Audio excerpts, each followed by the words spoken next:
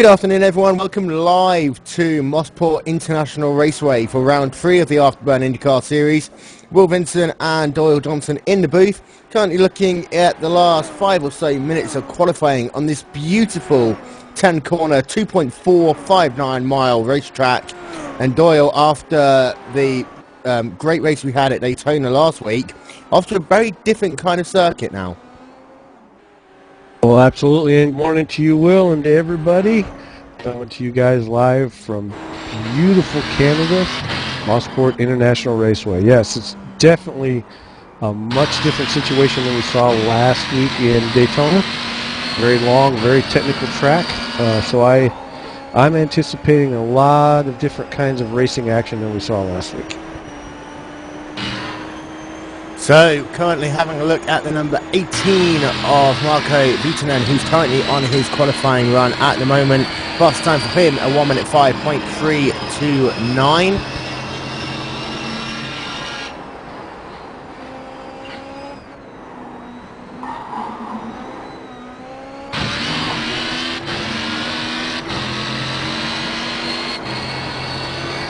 So Mark Vangen is currently your race leader with 1 minute, sorry, not a race leader, currently setting the point in qualifying for 1 minute 4.419.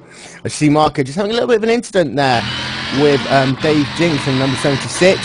Nico Brandt, once again, is in second position in the number 24 point machine. Mark Warmington currently sat in third. Mark, we were talking to him earlier, he absolutely loves this racetrack. 1 minute 5.059 for him so far. Mike Larson in fourth, and Drew Mazzari rounds out your top 5. In Doyle, this Mosport International Raceway, or to use its new technical term if you classify the sponsor, the Canadian Tire Motorsport Park, very, very difficult racetrack with some very blind corners, some long sweeping apexes, and some very big stops at the same time as well. Yes, it's definitely, I think, one of the most challenging tracks on the circuit. We're seeing a lot of action in practice. A lot of people, a lot of oversteer coming off the tracks. A lot of people into the tires. It's definitely a contrast from some of the things we've seen in the past. So I think you're going to see a much slower pace, a much carefuler pace. Passing is going to be a challenge here, except for in the straights. So I'm kind of looking forward to see how these people adjust to the fact that this racetrack is so technical. Very technical, very tight, not much room for error at all. I've spoken to a number of drivers and they say as soon as you get on the grass, you can't really stamp on the brakes to avoid the wall, you can't really turn to avoid the wall, you've just got to hope and pray the car spins around enough so you can keep out of these tyre barriers. But very, very difficult, technical, tight racetrack. There's some long straightaways as well. So expect to see some cars driving after they come out of that very tight double apex 180 degree corner midway through the lap.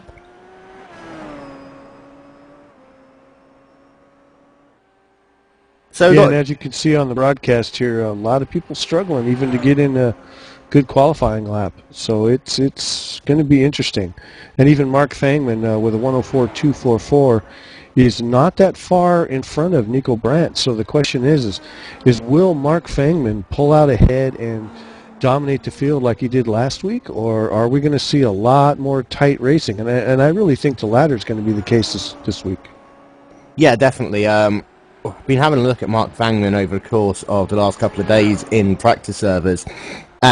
He's been very fast, has Fangman, but it looks as though he's been working more on race pace. A couple of drivers that we do need to keep an eye on. Nico Brandt is one of them. Drew Mazzari, after a disappointing race last time out at Daytona, he's right back on the pace, currently running third in qualifying. Keep an eye out also for Esteban Barro. He did a great job coming through the field last week at Daytona. He'll be looking to have a very strong performance in the number 15 machine. And I think the field, for the most part, is pretty evened out. Even in the mid and rear part of the field, I think there'll be some good close racing all the way through. Absolutely. I'd be very surprised if there wasn't. like you said, Isfan below, the hard charger award from last week. I'm expecting good things from him. I don't see that he's going to give that up. He kind of got a taste of it last week, so we've also got some different, a little bit different field than we had last week. Some of the same racers, but some new people as well. Oh yeah, the first race in Afterburn Series history to take place on a Saturday afternoon. So that does bring a couple of new drivers into the series. It'll be interesting to see how these guys fare in the race today. So 17 drivers set a qualifying time. One driver, Andy Cosno, will be going to the rear of the field. To run through the field, Mark Fangman in the number 22 set pole position with a 1 minute 4.244. Nico Brandt will line up alongside him in second place in the number 24 DuPont machine. Drew Mazzari in third. Mark Warrington fourth. Istvan Banal in fifth. Mike Larson in sixth. Marco Vietinen, his first race in the series this year in the number 18, will start in seventh. Steve Clays, we'll talk about him a little bit later on, lines up eighth. Castron Borches will line up ninth in number 77. Ben Daniels 10th. Jeffrey Kohlberg in 11th. Fujitsu Nimmerman in 12th. Yves Warner 13th, Giorgio Ponti 14th, Dave Jinks 15th, Julian Pham 16th, and Randy Crosno rounds out your field in 17th in the number 4 machine.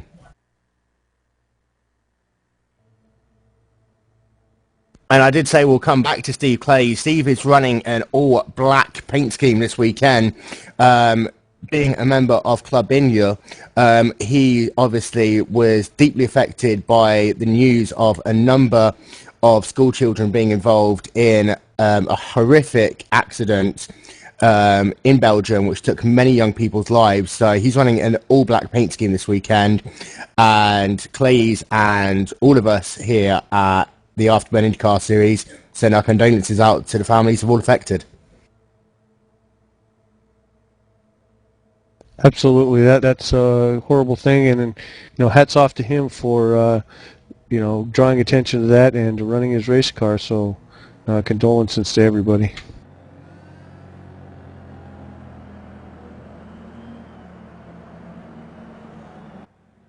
So the field now setting off on their pace lap, being led by Mark Fangman. We'll try and talk you a little bit through this racetrack. They've just gone through turn number 1. Coming down now into 2, very, very fast, sweeping left-hander. Do not want to get too far wide here. You want to take as much speed through the corner as possible, but at the same time, do so too much and you'll end up in the grass and right into the tyre barriers. Now they're coming down into turn 3, another sweeping right-hand corner. About 180 degrees in length here.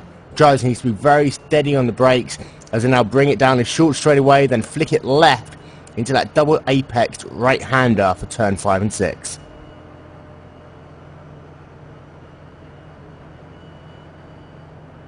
I see Fangman, he's looking on board through the roll bar cam with him now, coming down. Car has to settle down a little bit as they come into the first of these apex. And then the track just lifts up ever so slightly as you go through the first of the 2 apexes, then settles down for the second. Then a long straightaway, a little flick to the left, and then you'll just see, if you as you look up the track, you cannot see the apex from the next corner as you're going up the hill. So complete blind faith needed to make hope there's no incidents going on ahead of you.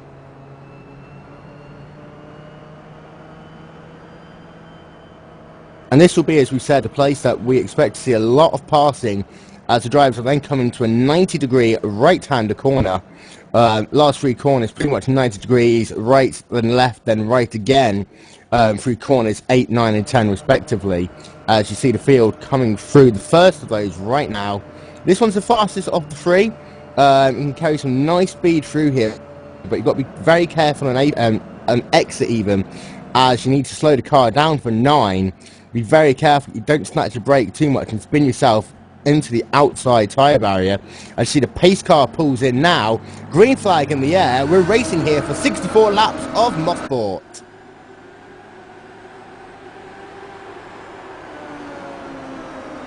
A lot of the drivers were talking about this earlier, whether or not how many people were going to actually make it through the first couple of corners of the track because of how challenging they were. So we're seeing a lot of people in the So, grass already. Borchers into the wall. Borchers in the number 77, immediately into the wall there.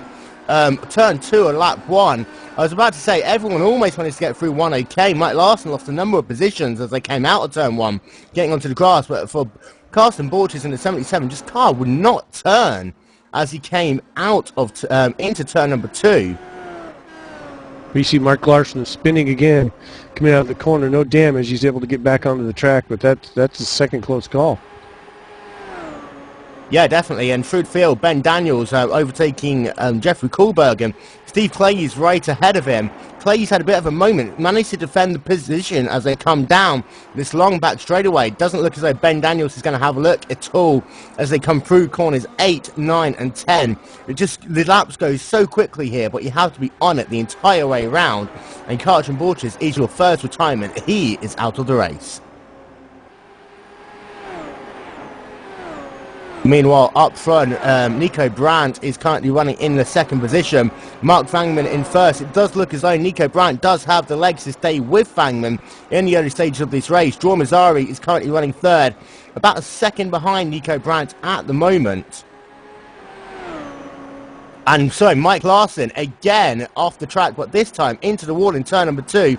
I believe he was just trying to slow down to get out of the way of Julian Pham, but lost it into the tyre barriers. He's going to have to get some repairs to his race car. And Randy Crosno also, a lot of drama early on this race. Turn number 3, Randy Crosno just snatching a break as he goes through the apex, getting off the track, spinning it round. Looks as though he is just going to be able to keep it pointing without touching the barriers too much. He should be fine.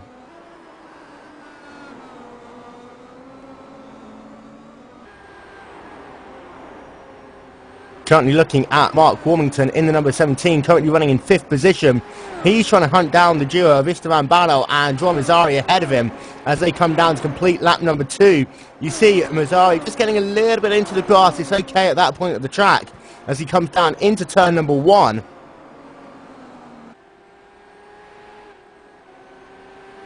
All sorts of pressure on Joao Mazzari. That is a battle for 3rd and 4th position. So we got a car off ahead of him. I have a feeling that is Mark Fangman. Mark Fangman is off track on turn number 2, just gently clipping the wall a little bit. But race leader Mark Fangman is in big trouble here as he's in the middle of lap 3. He's going to have to bring his car potentially back down pit lane. Yes, and that's what we saw in practice. There wasn't anybody that was done. Mark Fangman was off the track several times during practice, so it actually doesn't come to too much of a surprise to see even Mark Fangman, who dominated last week, having some trouble with this Mosport track. Yeah, we talk about just how narrow this track is. We also talk about just how line dependent all the corners are. You cannot afford to make a mistake here, and we've seen a number of drivers making mistakes into turn 2. The latest one was Mark Fangman, but he now is going to have to do all sorts of work if he's going to want to bring himself back into contention in this race.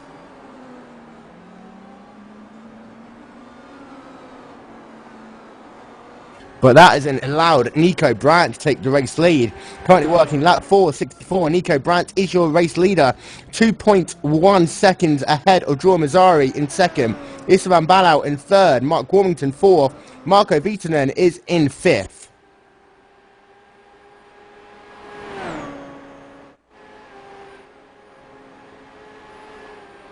And just having a look at Warmington, he's still trying to close down Barlow.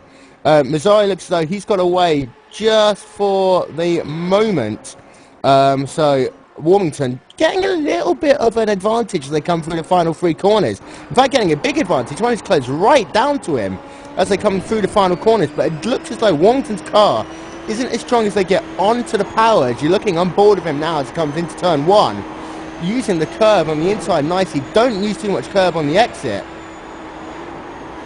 But Warmington really doing a good job there, trying to close down Barlow.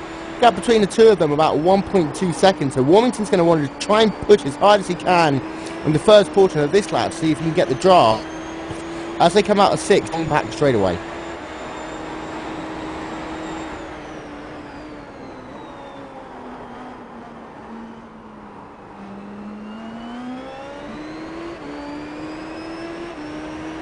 So as they come up the hill, Mark Warmington it looks as though he's a little bit closer this time. We'll see how close he can get through the final sweep of corners. As you see, a very slow car on the right-hand side. That is that of Dave Jinks, going very, very slowly. He's involved in an incident. We'll go back to have a look to see what happened to him, but his car is pointing in all sorts of the wrong directions. And he, trying down the hill, coming into the double apex of 6 and 7, just lost it on the curb, smacked the wall a little bit. I mean, that car's repairable, but it's going to take a lot of work to do that.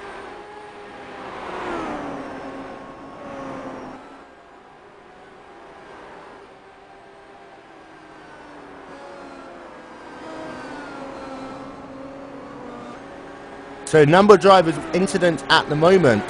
Carlton Borges will be classified 18th out of 18. Roosevelt Simmons will be classified 17th. He's out of the race.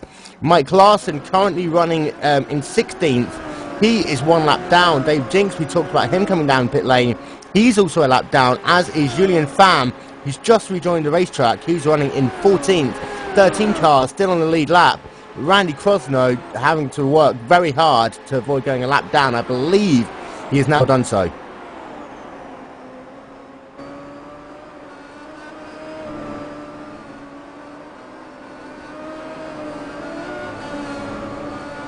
So your race leader... Sorry, I need to inform you there. Sorry, Drew Mazzari in the number 46 is now your race leader. It looks as though Nico Brandt had a little bit of a moment which allowed... into turn 6, he just caught the curb on the second apex, spun it around, no damage to the car or anything, but that allowed Drew Mazzari to take the lead. And I believe it also allowed Esteban Ballard to get into second position. So Nico Brandt, second leader so far, to lose it for a mistake. Nico Brandt's now down to third position, but it looks as though he's going to be putting a lot of pressure on Ballard as they come through the back portion of lap number 7.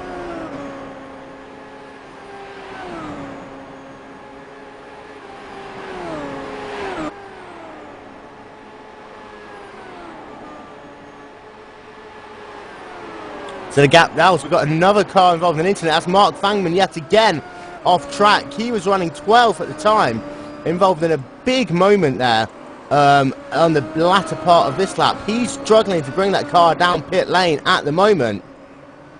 But out front, Drew Mazzari is your race leader. Esteban Ballard in second. Nico Brandt is in third. Mark Warmington closing down this trio in fourth. Marco Viitanen can just about see the rear end of this battle, currently running in fifth. Steve Clays is 6th, Ben Daniels in 7th, putting a lot of pressure on Clays as they come through turn 2 again. Jussi Ninnemann is in 8th, Giorgio Ponti in 9th, Jeffrey Kohlbergen rounds out your top 10.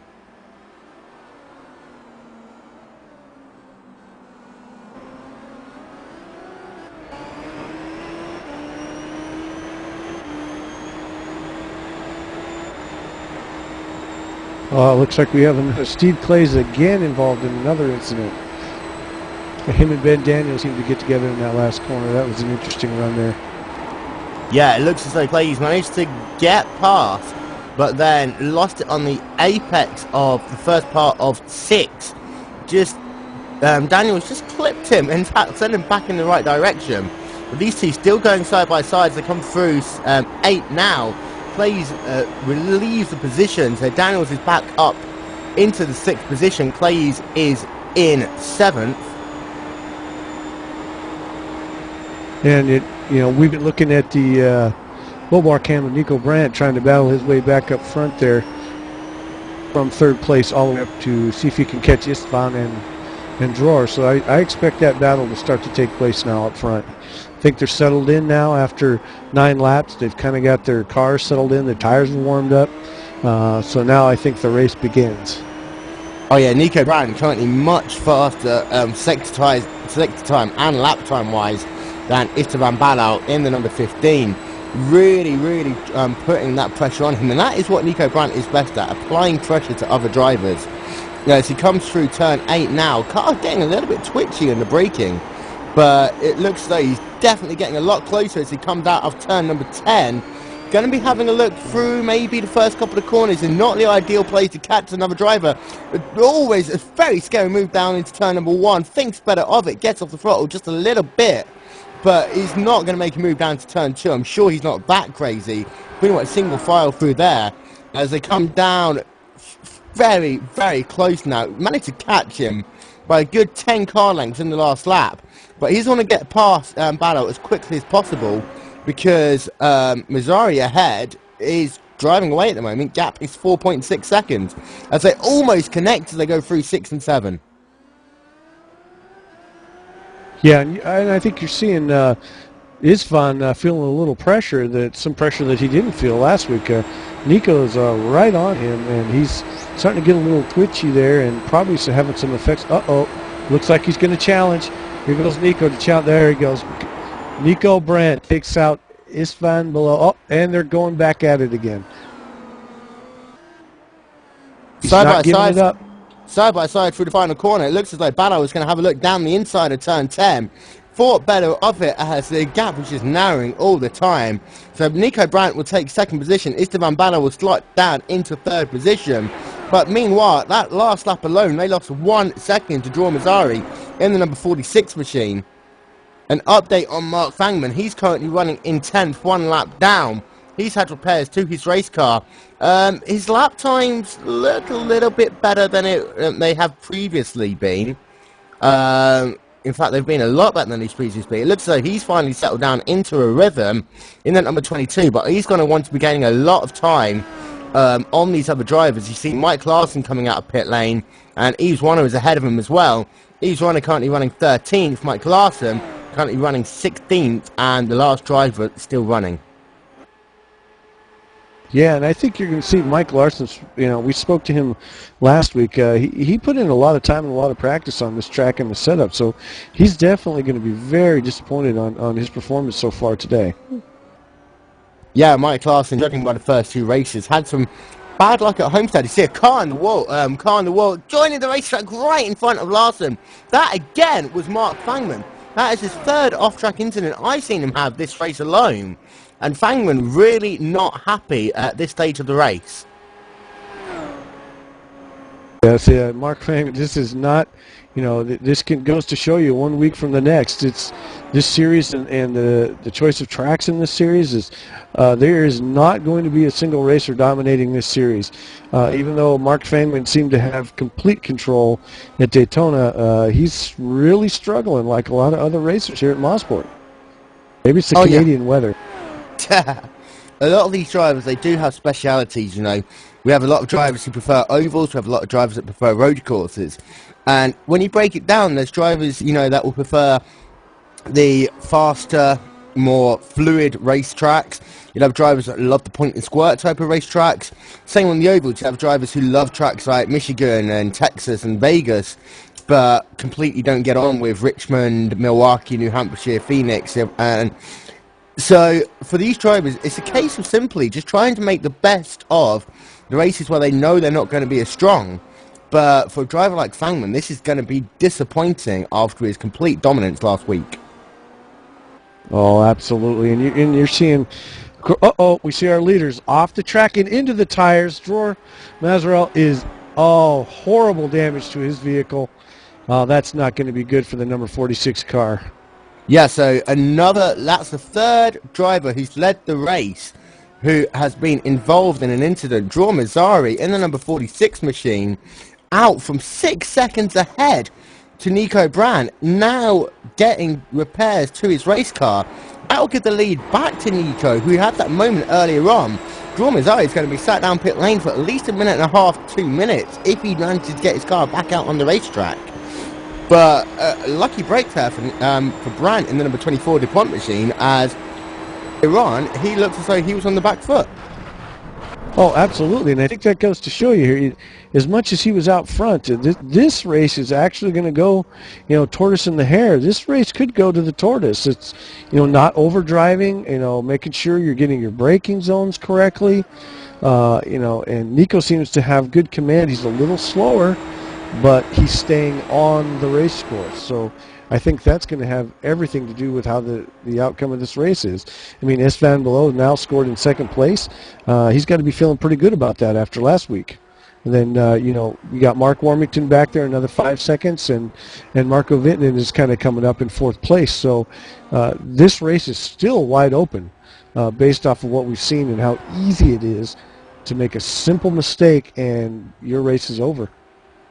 Yeah, we believe, having a look back through the replay that you saw on your screen, it looks as though Draw just hit a bump, or what we affectionately call in iRacing a landmine, as he was just before the Moss corner, just hit the bump as he was braking downhill into that braking zone. And we have seen a lot of drivers hit these bumps, or as we call them, landmines, on these racetracks, and it just completely unsettles the car and will just spear the car left or right if you're trying to put steering input in at the same time. And you look on your racetrack now, we've got Marco and Mark Warmington, former teammates, by the way. And Marco is really putting a lot of pressure on Mark Warmington out there. We'll see how that holds. But Mark is really liking this racetrack. He's mentioned earlier that this is one of his favorite racetracks as far as the Indycar is concerned. So he really knows this track well. And it looks like Marco's going to put some pressure on him to find out just how well he does know this track. Well, yeah, Marco and Mark worked very closely for a good number of seasons, specifically on the short oval tracks in this IndyCar. So they know each other's driving style very well. As you see, Mark getting a little bit squirrely as they come through turn number 9. So they know each other's driving style. They also know each other's strengths and weaknesses very well. So Marco will know exactly where to pile the pressure onto his former teammate, that of the number 17 of Mark Warmington, as they bring it through turn 2 once again. And it does look as though that Marco's car was a little bit unsettled early on in practice, but he's managed to get that down a little bit more now, and he's doing a very good job, certainly sat in the 4th position. Absolutely. I think, that's a lot of good racing right here. Looks like he settled back just a little bit and decided to be patient, because I think a lot of this is going to have to do with who's making mistakes and who's not making mistakes, whether you're in a position to capitalize on that. If you look at the margin here, Istvan below in 2nd place, and Mark Warmington and Marco, that margin is very narrow. So all it's going to take is one little slip, and they're going to be right on top of Istvan. The 00, Giorgio Ponti, lost himself a couple of positions. He was running in the 6th spot. He's down quite a bit now. I believe into 7th position. Into 7th position at the moment. But out front, Nico Brandt is your race leader. Istvan Balau in 2nd. Mark Warmington in 3rd. Marco Viitanen in 4th. Ben Daniels rounds out your top 5. Currently working lap 16 of 64 here at Mosport International Raceway, round 3 of the Afterburn IndyCar Series presented by Glacier TV. I'm just going to bring in our resident road racing expert, Yoni Bachman, just for a moment to explain the phenomena of landmines a little bit more. And Yoni, you kind of know where they are on the racetrack, but it's very difficult to avoid them, especially if you're pushing to the very limits of your race car. Yeah, and the landmine especially applies to aerodynamic cars, which including Dallara, Star Mazda, F1, HPD, all the cars with a lot of downforce. Those cars are the ones that it really affects on. I mean, Ford GT, Corvettes, fast race cars with no real aerodynamics, those are not that much affected. What happens is when cars like IndyCar, when a driver hits the landmine or drives over it, what happens is all of a sudden you have a feeling in your steering wheel that you have no front suspension at all, so the car just simply takes off from the ground for just a fraction of a second. And while it usually happens just as you're in a full speed, you go into the braking zone, you hit the brakes, and that's when you lose the front end. That basically means that you lose like 20 to 30 feet of braking distance, which naturally means that you're late on the brakes, you're gonna go off track, and usually that's a heavy one, because especially in the Moss corner when you're approaching turns 6 and 7.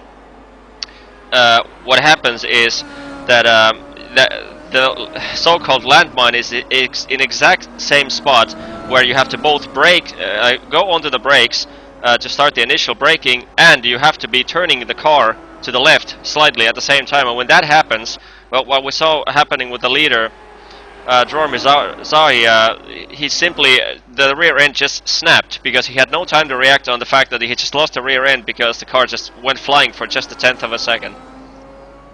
And while you're talking about that, we saw just a little spin from Marco Viitanen, currently still running in the 4th position, I believe. I might have actually lost a spot to... no, he's still running in the 4th position. And it shows just how technical this racetrack really is. And there are 2 kind of defined bumps, landmines, call them what you want, on this racetrack. But coming into turn 6 itself, it's such a difficult braking zone as it is, and you're only trying to have to remember exactly where that landmine is while trying to settle the car down, especially if you're putting pressure on another driver. It's not something else that you'd want to add to your thought process. No, definitely, because that corner itself causes nightmare after nightmare to every single driver around this racetrack. It doesn't matter what car you're in, even the slowest cars like Skip Barbers and Mazda MX-5s, even they struggle to get around that corner as fast as possible if you're actually racing with somebody. If you just drop half a second off your race time to just take that corner steadily, then there's no worries. But if you're going it all out for it through that corner, that you get into a lot of problems. As we can see, Marco Viitanen just closing in that specific corner. Like you see, the 2 small darker areas, the patchings done to the tarmac, that's where the landmines actually exist. And as we've seen several laps throughout this race, that Marco Viitanen just chooses a slightly wider line going into Moss corner. He loses a couple of tenths because he has to lift slightly early, get the braking zone differently, but that gives you 100% safety from those landmines.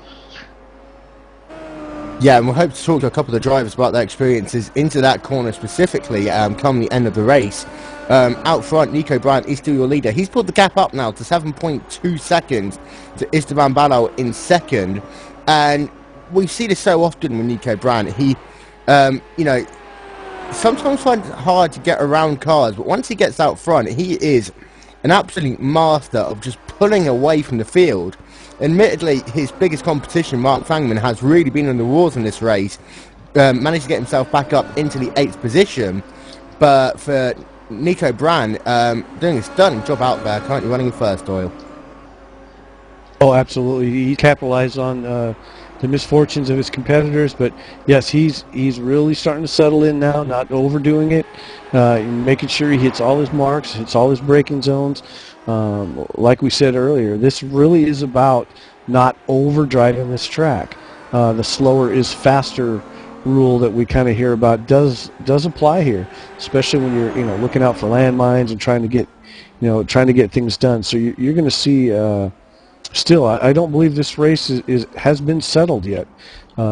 Anything could happen at this point. So.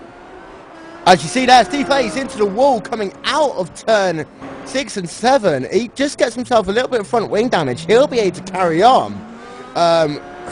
Very difficult, not only on entry to the corner, but on corner exit. You don't want to be putting the power down too early if the car goes up some gradient a little bit as you turn it left. It looks like he got on the power just a little bit too early. He's lost himself a good 5 to 10 seconds over Giorgio Ponti, who is hunting down the battle for 6th position. Looking to see if he comes down pit lane. He's got himself, just having a look at his front wing, a very bent up right front wing plate, and that's going to be causing him a lot of trouble as he comes down to try and ride out to his pit stop. Meanwhile, behind him, Mike Larson, currently running in 11th. He's 3 laps down, but all over the back of Clay's all of a sudden. Okay, also, too, something has happened to Marco. Do not see him on the track at this point. Yeah, keeping an eye on Marco, it looks as though he might have had an incident. Having a look back to see if anything in particular, yes, it has, sorry, into turn 2. We've talked about that a lot already this weekend. And Marco just gets onto the grass. We've talked about how slippy the grass is here. And as soon as you get off track, Marco was running on the outside lane, just couldn't get the car turned in. Once you're onto that grass, it's very difficult to try and turn the car or brake, and he just ended up hitting the tyre barriers. Yeah, that's very disappointing for Marco because, he was running neck and neck with Mark Wormington. You could see that he anticipated to be right up in there. So that's very, very disappointing for Marco Vietnam to find himself into the tires. So of the 18 drivers, 6 cars are still on the lead lap. Steve Plays in 6th position is in danger of going a lap down in the next lap or so himself. And it just shows how difficult this racetrack really is. And for a number of these drivers, it literally is a case of survival more than anything else. A number of drivers have done so much practice here, and you see Mark Warmington still running in 3rd, doing his. It shows how you need a lot of practice here. Yes, he's 3rd. Yes, he's 16 seconds off the race lead, but he's managed to keep it for the most part, pointing in the right direction. Yeah, and he's actually lost some time from his previous lap time, so I'm a little surprised that something's happened to Mr. Warmington there, because he seems to be running a little slower than he was before. Maybe he needs tires. Something's definitely wrong here. Yeah, this track being so dependent on aero grip, it also needs a lot of mechanical grip, which comes from these 4 or 5-stone Firehawk tyres. And as a fuel run progresses, the car just starts sliding about so much more. You see Warmington having a lot of trouble trying to put the power down in turns 8, 9 and 10. So he's going to really be hoping that he can get into a pit window soon enough. I believe we've still got a good couple of laps until we get to that point. But for a number of these drivers now, their lap times are going to trail off by about a second to a second and a half. And that will just be for the guys up front. The guys further back, they really are looking to, they're struggling throughout the field. Well, and if you look too, there may still be some hope, because it appears that Mark Warmington's lap times are actually slightly faster than Istvan Below. So we may see him close that gap a little bit. As you see, it's down to 6 seconds. So if Mark Warmington can keep that pace up, he may get to take a look at that rear fin of Istvan Below. Yeah, and last time by, Mark Warmington was about 3 tenths of a second faster than the number 15 machine of Istvan Below. Meanwhile, Nico Brandt still driving away, but for Warmington, he's coming down pit lane. Warmington is coming down pit lane as we speak. So he'll bring it down to the pit lane speed limit of 35 miles an hour. And apparently, according on the track, got a message from Marco Vietnam. Apparently, he was checking his fuel gauge and lost track of the track when he went into the wall there. So a moment of loss of concentration really affected his race. And Giorgio Ponti also, just at the end of the fuel run, he's lost it. He's put himself into the tyre barriers. So still, drivers struggling. Mark Warmington coming out of pit lane. Now, he told me earlier that you've got to be very careful for the first 2 laps after you refuel this race car. So he's going to want to make sure that he can keep it nice and steady for the next couple of laps. He's got slow traffic. I'd say slow traffic. He's got Mark Fangman ahead of him. So he just needs to make sure that he keeps on driving to his pace, not trying too hard to close the gap to Balal, who's staying on the racetrack. Nico Brandt, meanwhile, he's brought his car down pit lane for service. He's going to relinquish the lead to Balal for the moment. Looking at Nico Brandt, he's stopped perfectly in his pit box. He'll be getting 4 fresh Firestone Firehawk tyres, filling up his race car with Sunoco race gas as he comes out of pit lane, keeping an eye on him where he feeds back in. He should be a good 10 to 15 seconds ahead of Mark Warmington. And we look back and we see that Warmington's not even at the end of the lap. So Nico Brandt will just slot into the 2nd position. Yeah, it's kind of interesting to mention the name Mark Thangman and slow traffic in the same sentence. But on this racetrack, that seems to be the case. So as we talked about earlier, each track is its own race. And last week it looked like we might have had a dominant driver, but this week we find out that Nico Brandt, who has been consistently performing in the other Afterburn series, is still a consistent driver. Still Sorry. Need to interrupt you. Balao is down into pit lane from the lead. So Esteban Balao from first position comes down pit lane, bringing the car down past the start-finish line to complete lap number 28. So complete lap number 27, I'll take that back. He's brought his car down into pit lane. It'll be interesting to see where he comes out in relation to Mark Warrington, who was about 6 seconds behind him.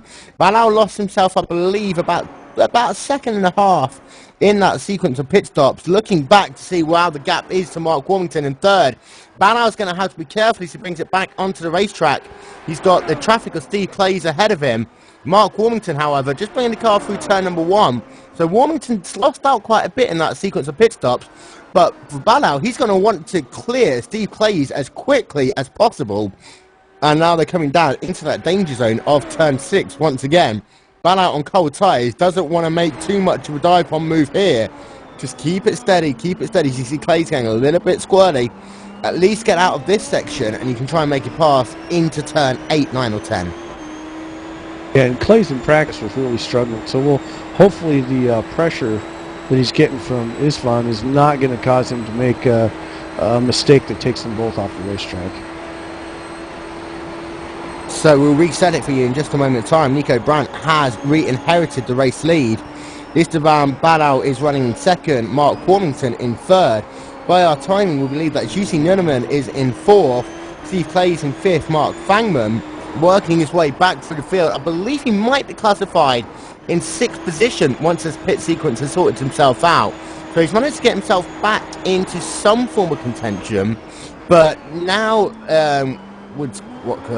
now that the field spread itself out a little bit, and that for those drivers that couldn't manage to keep it on the racetrack, a lot of them now have had irreparable damage to their race car. Does look as though the field started to settle down just a little bit more. Well, yeah, and what you're having here is Istvan Balao is being held up horribly by Steve Clays. His lap times are 1:27. In contrast to Mark Warrington, who's kind of got a little clean air, is still running 1:06.4s. So that gap is definitely going to close as long as Istvan is having trouble getting by Steve Clays. So this is going to be an interesting situation here with this lap traffic. Simple message of communication from Balao to Clays. Hey. Is that a hey? Get out of my way. Hey, you're holding me up. Hey, I'm going to try a dive bomb into turn number 1 and hope that I can make it stick. They're going to be too wide almost as they come down into turn 2. This isn't the place to do it. Clays finally gives the gap to him. And you see Balao off the track into the wall. Randy just Krosno manages to avoid getting it terminal. You're going to avoid Randy Krosno, who's spinning ahead of him. I think that Krosno was just Krosno was off the racetrack himself. I just believe that Balao was just keeping it half an eye too much on Krosno, not enough attention to Clay to himself, and he's now got damaged front his wing race damage car too as well. He's got a damaged race car. Istvan exchanging words there. Yeah, he is not a happy camper at this point, and who can blame him? I think Steve Clays. That was not a good thing for him to be blocking him out like that, especially being so far off the pace.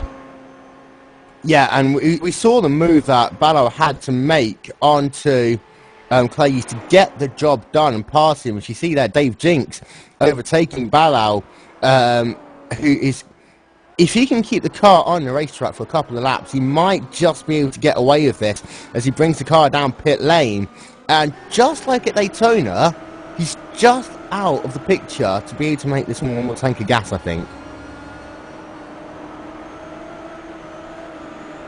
And if you have a look, you got Mark Warrington still. He's a little bit off his pace. I think he's taking it easy, taking it careful. He's now scored in second position, and I think he'd like to keep that. He's not being pressed by anybody, so he's just going to run his race. Now, unfortunately, we got Nico Brandt up here trying to negotiate some lap traffic, and the question is can Nico keep it together long enough to finish this race out in front? Because he's pulled out quite a gap on the second place driver, Mark Warrington. And you saw Esteban Balao has come out of pit lane now. I believe that's Mike Larson just behind him. But for Balao, it's going to be another repeat of Daytona for him. of having to charge his way back through the pack to try and gain as much time as possible. Really not sure if he's going to be able to catch Mark Warmington in the battle for second position, or whether or not he's going to have to settle for third in this race. In the number 15 machine with the rear wing that simply says save the planet. I think after his incident there might be one or two things that he wouldn't want to save. Oh, absolutely. Being a full 10 seconds down. Of course, Istvan, we know, is capable of coming from great, way from the back, but I think that's probably got to be a little tiresome for him for 2 races in a row, having to race that hard when he was in the catbird seat in second position. Yeah, so the gap that he will have to close for Mark Warmington, 22 seconds. And I'm no statistician, but I tell you what, that is going to be very long odds for Balal to close down that amount of time. I think for him, he's got a couple of options. Either cruise around, take third position, gives you the points that you'd get for this race, which with the new scoring system implemented into the Afterburn IndyCar series, isn't as much of a disadvantage as it would have been previously, or he can put the pressure on and hope that Warmington ahead of him responds to him setting a lot faster lap times and pushes himself into a mistake. Yeah, Nico's really having to negotiate that lap traffic right now, but his average lap time is still, down in the 105s when Mark Warmington's are 106s. So unless Nico Brandt makes a horrible mistake or Mark Warmington picks up the pace quite a bit, I think there's not going to be a whole lot more to this race. And kind of a shame, though. You hate to see somebody pull so far out in front like that all the time. Mark Fanglin last time, and now Nico Brandt this time. But that's not unusual for Nico Brandt to be out in front that far. Kind of checking out from the other drivers. So we're over halfway through round 3 of the Afterburn IndyCar Series, presented by Glacier TV here at Mosport International Raceway, or the Canadian Tire Motorsport Park, if you want to call it its new name. Nico Brandt is your race leader, currently working lap 34 of 64. Gap to Mark Warmington in second position, 23.8 seconds at the line last time by. Istvan Balal is a full 0.6 of a second faster than Warmington in second, trying to close that gap back, which is up to about 22.5 seconds. In third, after that incident with Balal and Clays earlier on, UC Ninneman is running in 4th, Steve Clays in 5th, Mark Fangman in 6th, Dave Jinks 7th, Georges Ponty 8th, Mike Larson in 9th, Julian Pham rounds out your top 10. Yeah, now you've got Mark Warmington who's coming up on Steve Clays, and we saw what happened the last time driver run. That's the driver that Istvan Balal really battled with and had, exchanged words because of the race. So we'll see if Mark Warmington has any better luck getting around Steve Clays than Istvan did. And it always does seem to be, though, that the first time a driver's coming up in your rear wing, you'll probably put a lot more pressure on than the second, third and fourth driver that comes through. So chances are Mark Warmington probably will get away without too much of an incident. Having raced with Clays before, it's not normally the sort of thing he does, so it could just be that Clays was a bit confused, thinking that he was racing for position. But this track, again, it is so narrow. There are passing points on this track, but you have to be very committed. And as we talked about turn 6, you don't know whether the car ahead of you is going to hit that landmine, and you want to give yourself a little bit of a gap to them, and trying to dive down the inside, you could wreck your race at the same point. As you see Warmington coming down this long back straightaway, closing the gap down to Clays. It's about 7-8 car lengths at the moment, so he's looking unlikely to get him through this right-left-right-hand sweep of turns 8, 9 and 10. I think it's going to be interesting to see what, a little squirrely on Steve Clazer, what strategy Mark Warmington chooses to use to get around this car, or whether Steve Clays will actually yield. Something that he did not do for Istvan, and of course he's not obligated to do so. But I think that this is going to be an interesting series of events that we're about to see.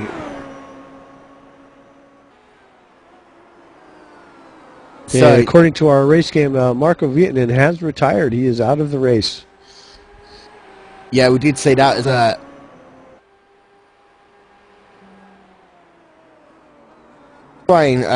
we'll try and get a chat with Marco later on, if at all possible. Terrible luck for him. He did a really good job last season in the Afterburn IndyCar Series. I believe he finished second or third overall. I just need to check my standings on that. I believe it was second. Pretty much finishing second to Nico Brandt so many times as Nico was able to outfox him. But last season, himself and Brandt were the class of the field.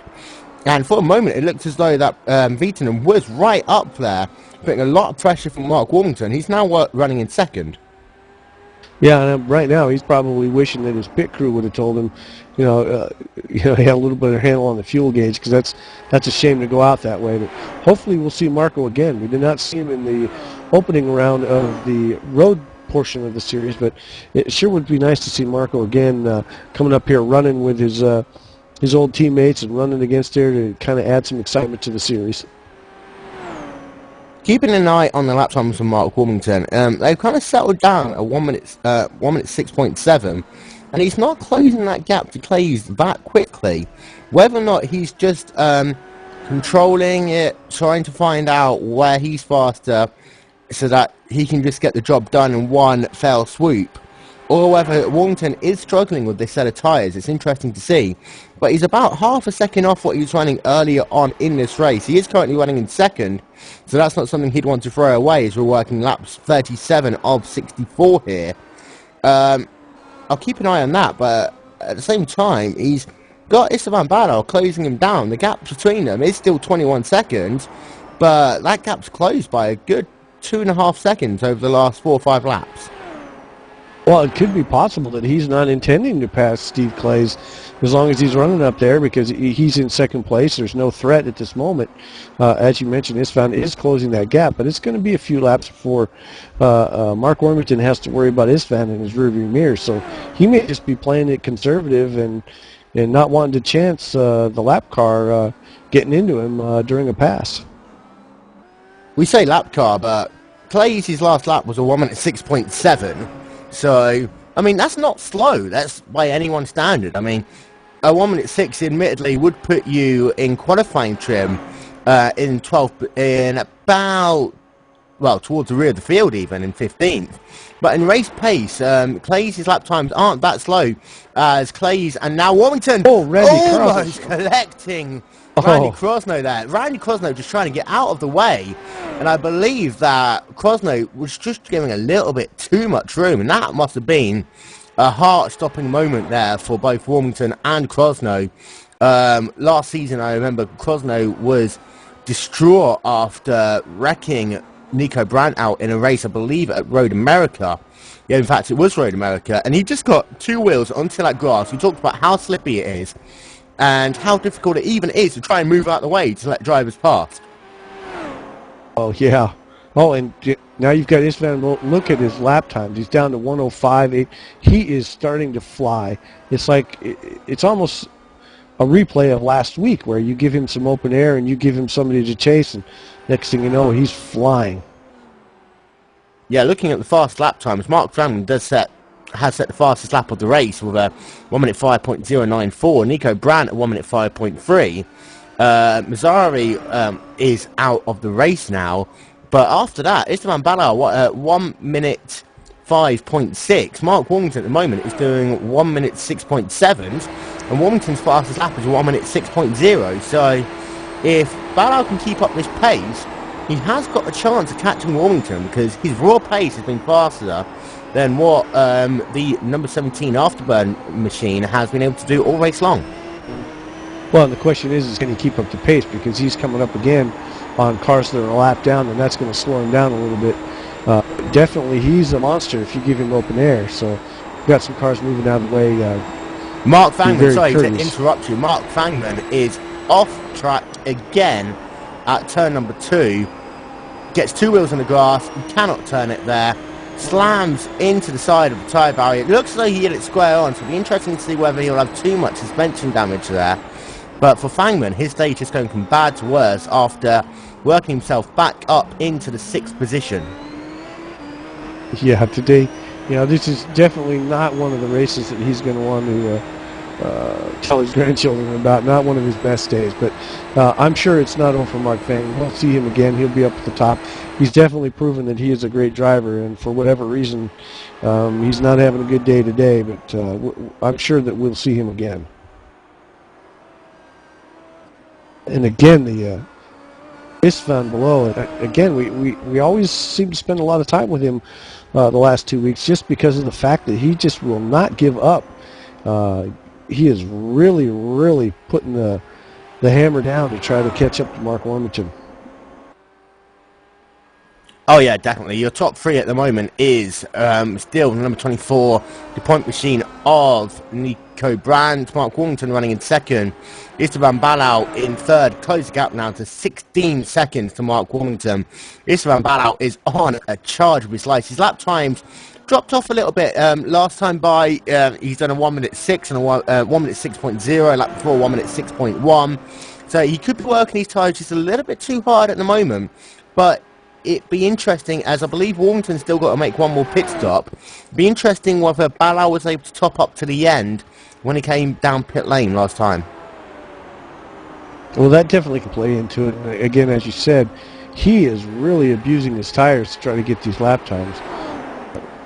Nico Brandt still pushing hard, so he's abusing his tires as well, but he's got such a lead. I'm a little surprised that he's pushing his car that hard, but judging from how he's running this race, he seems to have really settled into everything on this racetrack. So hopefully he doesn't make any mistakes and he can capitalize on that. Considering you only have 3 cars still on the lead lap, that's Nico Brandt, Mark Wormington, and Istvan below. So even if Istvan never catches Mark Wormington, he still has a respectable 3rd place and on the lead lap, which is obviously out of 18 cars, only 3 on the lead lap is an accomplishment. And it does show just how difficult this racetrack is once again. At the same time, let's not remember this track is only about 1 minute 6 seconds long on average, as I believe we might have had a small incident with Nico Brandt lapping Randy Crosno. I think Nico just turned in a little bit late into the corner, and that pushed Randy Crosno off the racetrack. He was going slowly enough. I don't think that he had too much of an incident. Spun the car around a little bit. But Randy Crosno currently running in 11th. I think he's just turning laps at the moment. But he's having a difficult day in that number 11 Aero X racing machine. Yeah, and he didn't get a whole lot of time to practice this week. His crew did not show up until late, so he didn't get a whole lot of laps in. So he's actually doing pretty darn good for the amount of practice that he's put in, and the fact that he's still on this racetrack. When a lot more experienced racers on the roadside have fallen victim to the Mosport. Yeah, to run through the official retirements of this race, Carson Borchers, we talked about, was into the tyre barriers on lap 1, turn 2. Our first major incident of the day. Roosevelt Simmons, East Warner, Jeffrey Kohlberger, Drew Mazzari, Ben Daniels and Marco Viitanen are out of the race. 11 cars still running. Randy Crosno is 10 laps down, unfortunately. He's been involved in the wars quite a bit today. As you see him just getting off track again. Can see but at the walls. No. Oh! Upside down there for Randy Crosno. We're talking about just how he's going to keep it onto the racetrack. The curse of the commentator strikes again. And Randy Crosno is now going to be disappointed with that, as he just set his fast lap of the race a couple of laps previous. So I won't jinx it again, but we've still got 10 drivers running, as I believe Crosno is going to get a tow back down to pit lane.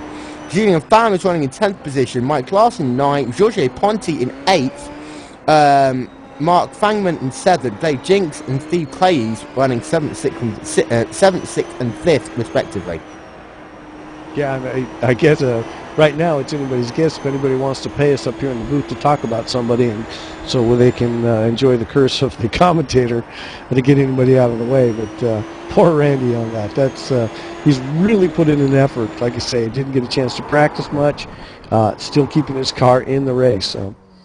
Also kind of impressive that Mark Fangman's still running in 6th place after being in the grass more than he's been on the pavement, which is kind of an interesting he's coming up on so 3 laps down. So anybody's race here. And let's not forget, later on this evening, round 6 of the TFR Spring Super Cup will be brought to you live on Glacier TV. The race will be held for 90 minutes at Sebring International Raceway. I'll be back for commentary on that one. Bit of a prelude, that race, to the World Tour event, which will be coming to you live on Glacier tomorrow afternoon. The 120 minutes of Sebring involving the HPD, the Corvette and the 4GT. Really looking forward to racing that one personally, actually. I'll be racing for once in my life. But some very good action coming to you all weekend long on Glacier, as always, as we are currently working lap 46 of 64 here at Mosport International Raceway.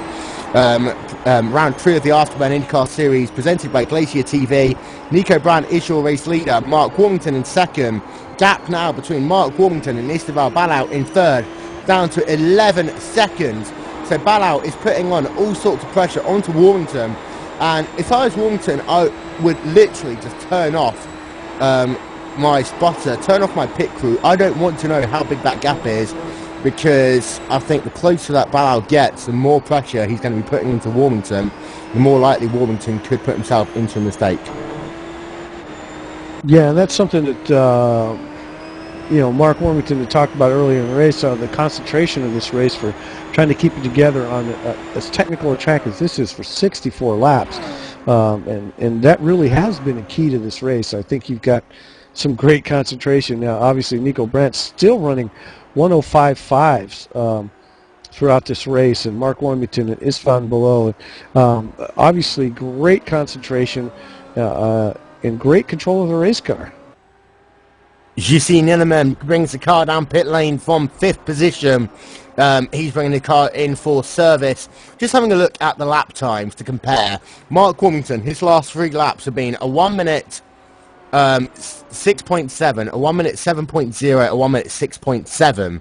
Meanwhile, Esteban Balau, his lap times, a 1 minute 5.7, a 1 minute 5.8, and a 1 minute 6.1. So he's catching anywhere between 0.8 and 1.2 seconds per lap at the moment. So he's got more than enough speed, has Balau, to close back down to Warmington and try and steal that second position. Although he has got the lap cars with Giorgio Ponzi and Mike Clarkson to get around before he gets to that point. Yeah, and it's just wondering, like I say, I tend to believe that Mark Warmington's got a little bit more than he's letting everybody. We have Nico Brandt involved in an off-track incident up front. Oh, that's not good. Dave Jinks and Nico Brandt get together while their pass is being made. That's going to be definitely some serious damage on Dave Jinks' part. Nico Brandt's car does look okay. That's very unfortunate. Yeah, having a look back at the replay, Nico Brandt literally had nowhere to go. Dave Jinks just got a little bit too loose as they came into turn 2, as he was trying to make a move on Jussi Ninnemann, and Dave Jinks just got snapped loose in the apex of the corner. Nico Brandt had nowhere to go. It looks as though Brandt's got a little bit of front wing damage, but he is 36 seconds ahead of Warmington.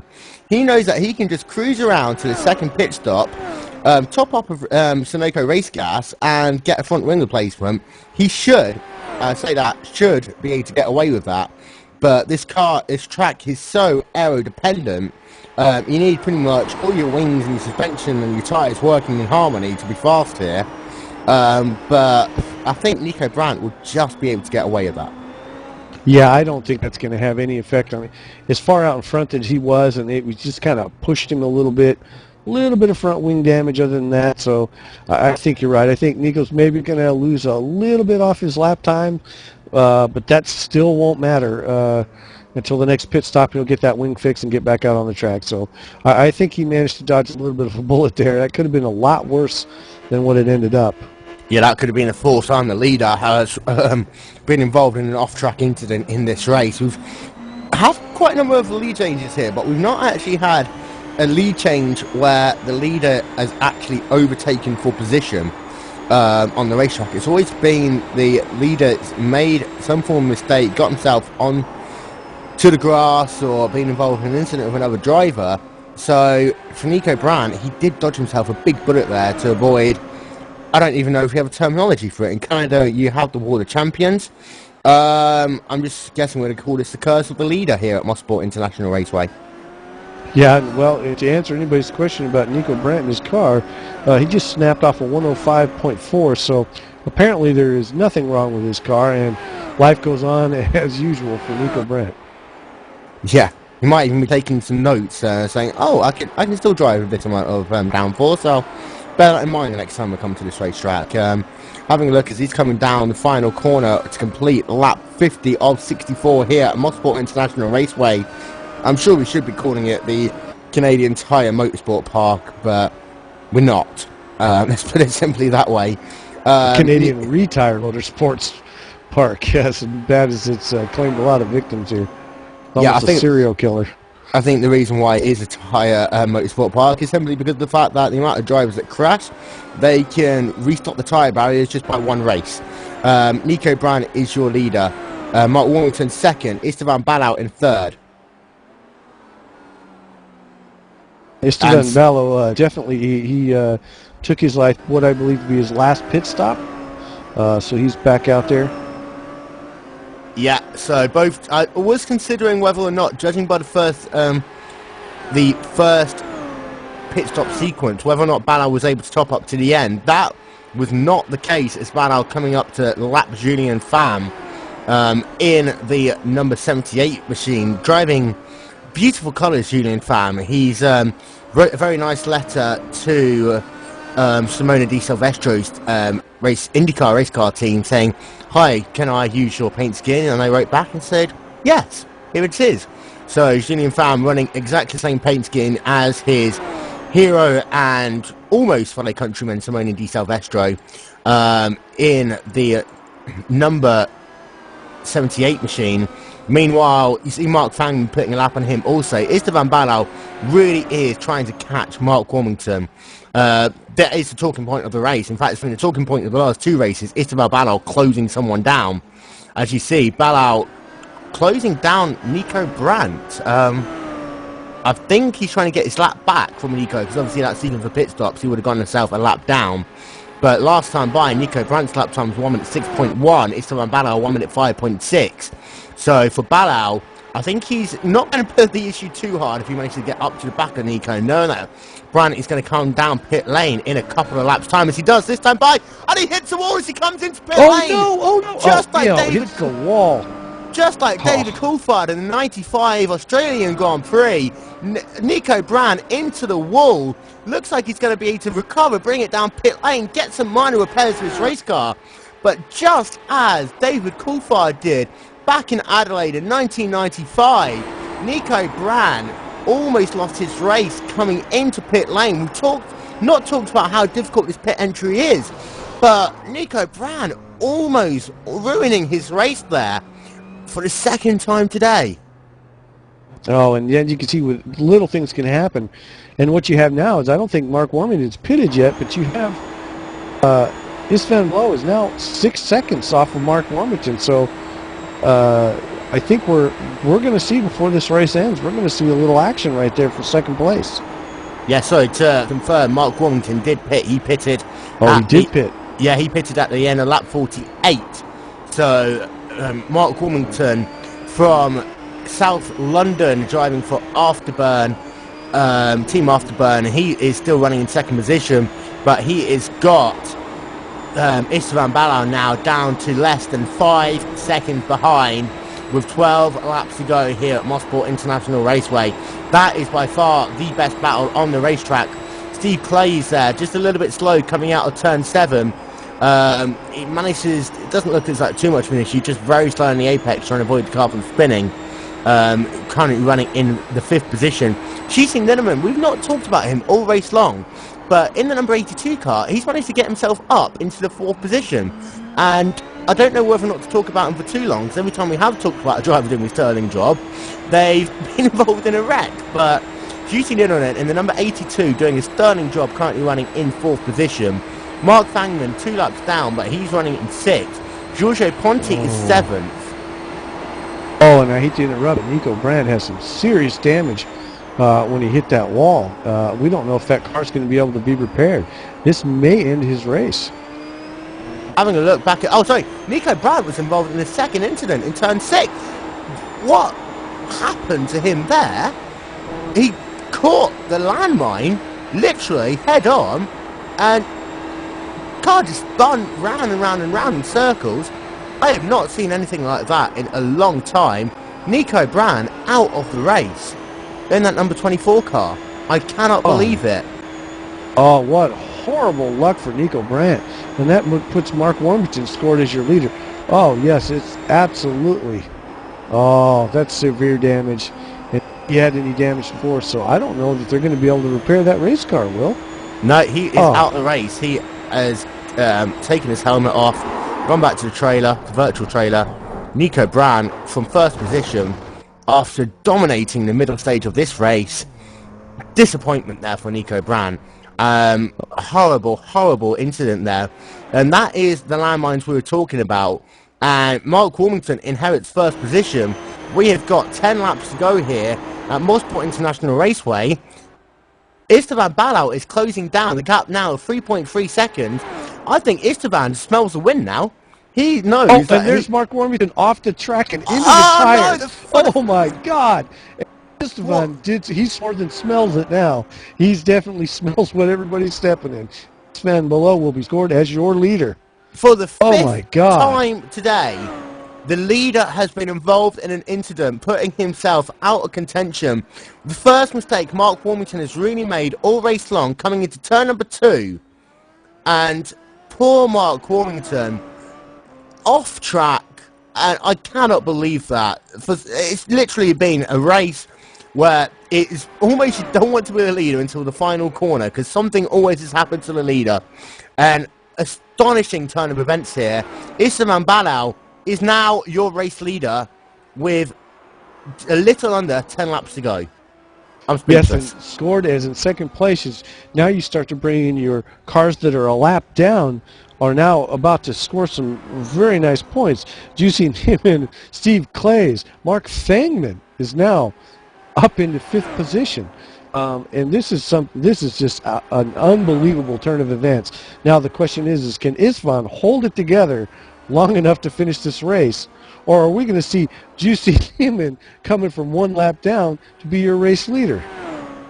I'm going to bring Yoni Backman back into the booth as I'm keeping a very, very close eye on turn 6. That incident with Nico Brandt pretty much sums up what you were saying earlier on.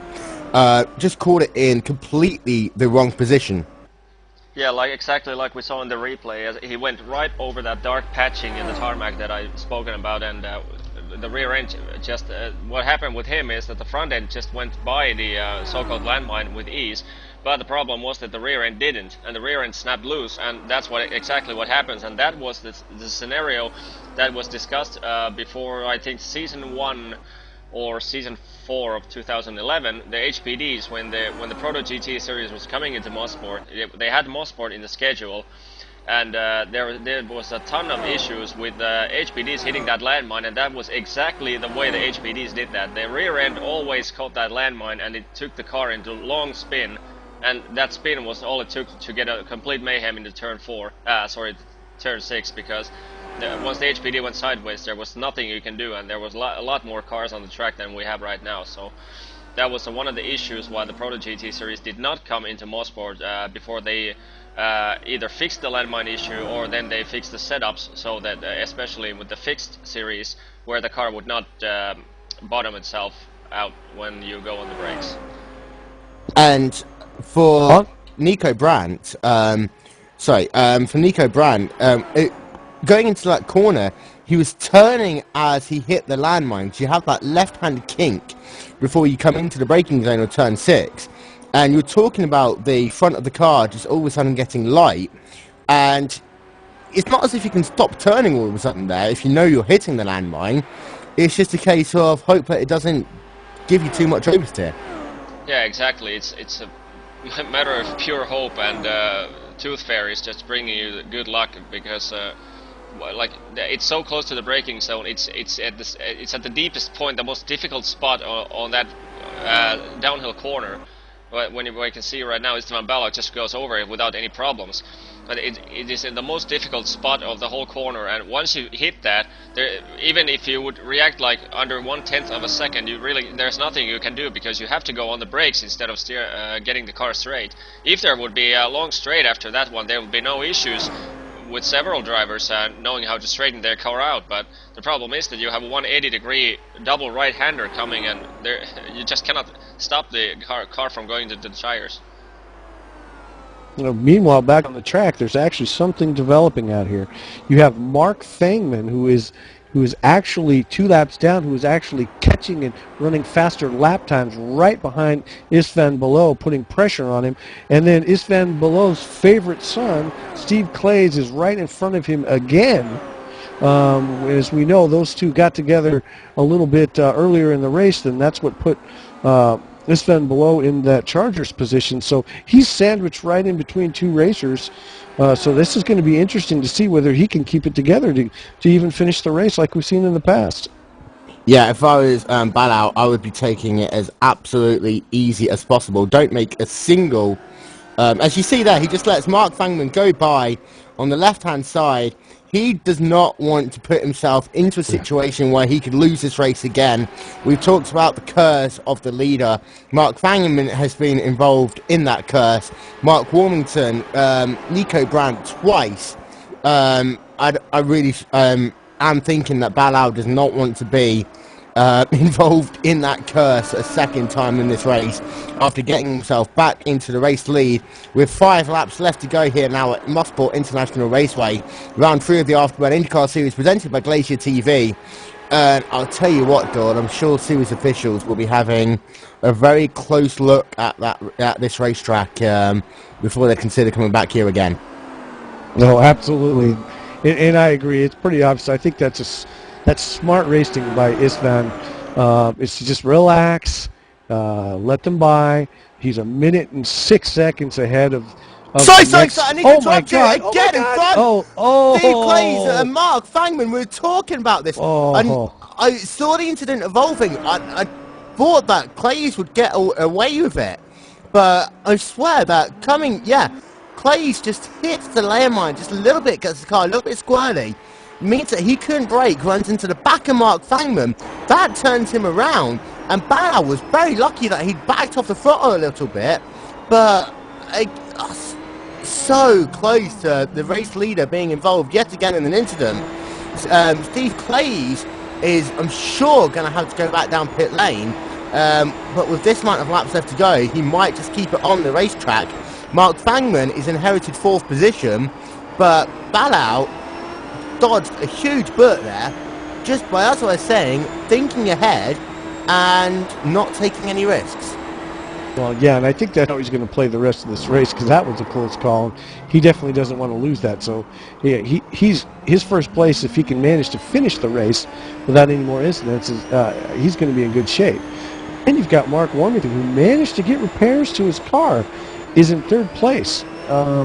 And he's looking at trying to close up a little bit of a gap on Jussi Niemann, so we'll see what happens there. But Mark Warmington, even after that disappointment after being out in front, still manages to hold on to 3rd place. Yeah, I had a second look myself at that incident, and it did look as though Clays initially got a little bit loose coming into turn 5. Then after that, you see Fangman lets Balau go past once again. And then as he tried to settle the car down, he hit that bump, that landmine we talked about, the one that took out Nico Brandt earlier in this race, coming into turn 6, was then struggling to keep the car pointing in the right direction, managed to hold on, but then had to try and stomp on the brakes all at the same time, and there just wasn't enough braking space and reaction time between him doing that and avoiding Mark Fangman, and it was very close. He literally nudged him in the rear, but then they had a secondary impact, which is what caused Clays to be turned around. So, with 3 laps to go, Esteban Balau is your leader as he comes down the backtrack. You see Niminen. We still haven't talked about him much in this race. I'm sure that on one hand he'd be disappointed he hasn't been getting that much airtime, but at the same time, we've talked about how for some reason there's been a curse today at this racetrack, both to the leader and the curse of the commentator. So all we're going to say is he's running in second, Mark Warmington's running third, with 2 laps to go here at Mosport.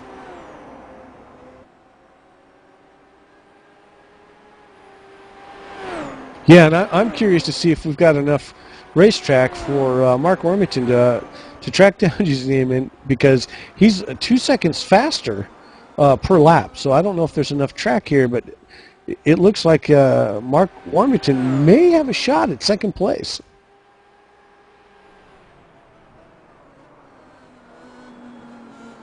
Oh, sorry, car off track. That is Julien Pham. He's had a pretty calm race so far. Just having a look back, he was overtaking the number 76 of Dave Jinks. He's got a little bit of damage to his rear ring. Dave Jinks moved out the way to let Pham have the corner, but I think Pham just was a little bit late on the brakes. Got onto that gravel in the apex of turn 6. Couldn't turn the car, but managed to get it out on track, thankfully, just behind Esteban Badal. And it looks like Mark Warmington has successfully gotten by Nieminen and should be scored soon as your second place. Yeah, having a look back at Nieminen to see whether he made a mistake. Esteban is into the tires. Esteban Oh Badal! my God! This is on the last lap God. of the race. Esteban Badal into Esteban Badal into turn number 2. Caught the car on the final lap into the tyres. I do not believe this, but I believe that Mark Warmington could be classified as your race winner. Mark Warmington could be classified as your race winner. Having a look back at UC Nimmerman, he's running in second. No, sorry. Oh my gosh. Sorry, I take that back. UC Nimmerman is still your race leader.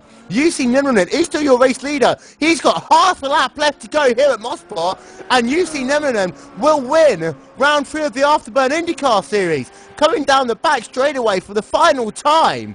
And UC is bringing the car. Oh, I could just imagine he's turning flips inside that cockpit. I take that back. I take that back. We believe, due to the way scoring worked, because the leader took the white flag, we're not, and Nimmerman was a lap down. We are not sure whether Nimmerman's going to have one more lap, whether he's going to actually. So yeah, Nimmerman's got one more lap. One more lap, and Mark Warmington's right behind him. He's coming through turn 1. Oh my God. So as they come down turn 2 for the final time, Mark Warmington all of a sudden has got a chance of winning this race. He set his fastest lap, just 2 laps to go, trying to catch down the Finn as they come down the short shoot down through turn 6. Don't mess it up now, you see. Takes a very wide line into turn 6. He knows now. He's just got a couple of corners and there's trouble ahead of him. Dave Jinks running very slowly ahead. Nimmerman, he's got Mark Warmington right in his rearview mirror as they come down the backstretch, for this will be the final time. Mark Warmington, I cannot believe this. Where's Mark Warmington gone? He's just not here. He's just disappeared off the racetrack. So Nimmerman will come down through times 8, 9 and 10. He will complete this race as your race winner. Mark Warmington, who is closing him down, potentially in second position, is just about to have his connection dropped. So you see Nimmerman and the number 82 machine wins what is the craziest race I have ever seen. Absolutely. This is insane. I take that back. Esteban Badal, by the look of it, looks as though he has won this race. Series officials are going to have to take a very close look at this. Wow. But Badal wins the race in pit lane. He managed to get his car back to pit lane and won the race, by the look of it. So series officials is going to have to take a very long, close look at this to see whether or not Badal won the race by crossing pit lane, or whether or not he was able to take it on his own. Well, he actually came out of the pits. So wow, it's insane. It was This is unbelievable, too, how Esfon, I couldn't believe that he stayed in the gas and stayed on those lap times being that far ahead. Oh, my gosh. Mark Warmington disconnecting? this I would have to say is the craziest race I have seen in a long, long time. The craziest race I've commentated by far. Provisional results, and we have to state this at this point. Provisional results. Istvan Balau is in first place. Second place is UC Nimmerman in the number 82 machine. Third place is Mark Warmington. Fourth place, Mark Fangman. Fifth place, Steve Clays. Sixth, Giorgio Ponti. Mike Larson in seventh. Julian Pham in eighth. Dave Jinks in ninth. Nico Brandt in 10th. However, I'm sure series officials are going to have to take a very close look at the top three to see exactly what happened. How does that happen? You have your leader so far ahead. He's into the tires. Your second place guy's a lap down. He's being chased down within a second by the third place guy. The third place guy disconnects. How? Wow. Nico Brand into the wall. Mark Warmington getting spun out. This is just incredible. What a race. I'm definitely going to want to watch the replay on this whole entire thing. It just does not get any better than this. And if it does, who cares? Because this was absolutely exciting.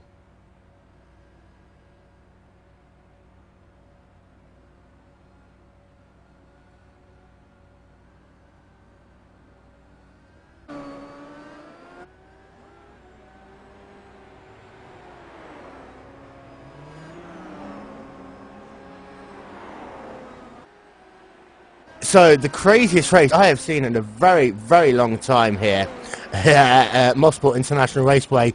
We only got a couple of minutes left, so we are going to try and get a couple of interviews if we have the opportunity to do so. Just trying to see whether we can get a couple of drivers over here. But to run through the last couple of laps once again, Esteban Balau was leading into what was the white flag lap, and then coming into turn number 2, he got a little bit loose and hit the wall. From there, UC Nimmerman was able to inherit what would have been the race lead had Balau not have been able to get back to pit lane and get some form of repairs to his car. Nimmerman was then leading into the final lap. He had to do another 2.5. Mark Warrington was closing him down in second position until all of a sudden his internet connection dropped. Mark said that he thinks that he could have got past in those last couple of corners because he is strongest in turns 8, 9 and 10. Balau manages to drive out of pit lane, and then all of a sudden he manages to inherit the race win. Crazy, crazy, crazy is all I can say there in relation to that race. And we're going to bring who will be classified as third in this race, Mark Warmington, into the booth. Mark, from our end, that was the craziest finish of a race I've ever seen. And for you, just as crazy, you were third originally coming to the last lap, then into second, then your internet connection dropped, and then you're back into third. It's ridiculous, isn't it? I have to say that was a great race from everybody, but first I thought, having inherited the lead, I'll be fine, and then that crazy turn after the pit exit, trying to avoid the bump on the inside, I'd still managed to hit it, and it just slowly took me back. And then, yeah, I thought I might have something for you'll see when we got a lap back, and just disconnected. Nothing else disconnected, just high racing. Would you have been able to, I mean, I know how strong you are in turns 8, 9 and 10, especially the last sector of that lap. Would you have had anything for UC in those final few corners? I don't want to be disrespectful to UC. It all depends. I would have at least been able to give him something to think about. I wouldn't have tried to dive bomb or anything like that. Those last 3 aren't really anywhere to try. But I would have at least made it interesting. And just very quickly, because I know we've only got a minute before we have to go off air, those bumps, those landmines, whatever you want to call it, in turn 6, they wrecked habit of a number of drivers' races, and also into turn 2 as well. A couple of bumps in there, causing what we called in commentary the curse of the leader. Just how difficult is it to navigate over those landmines? There's a couple of approaches. If you can lift out of the throttle a little bit as you're about to hit it, seems to unload the car, so you can kind of survive it. And also, if you can try and be going as straight as possible, if you do happen to bottom out on one of them, you have more chance of saving it. But turn 6 is the hardest, I think, because you literally sometimes have to do a slalom through where you think the landmine is. Congratulations on your 3rd place, Mark. It was very insane you didn't call those last laps, and a good job throughout the race as well. That concludes our broadcast here of round 3 of the Afterburn IndyCar Series presented by Glacier TV. We'll be back next weekend for round 4 at Iowa Speedway. That is going to be a fast-paced, crazy race at Iowa Speedway. We'll be back next weekend for that. Don't forget at this evening at 8 p.m. GMT, or just after that, we'll be here for round 6 of the TFR Spring Super Cup at Sebring International Raceway. And then tomorrow, the World Tour event, again from Sebring International Raceway, the 120 minutes of Sebring with the HPDs, the Corvette and the 4GTs. So from myself, Will Vincent, from Doyle Johnson, Yoni Backman and everyone at the Glacier TV crew, very good evening to you all. We'll see you later on.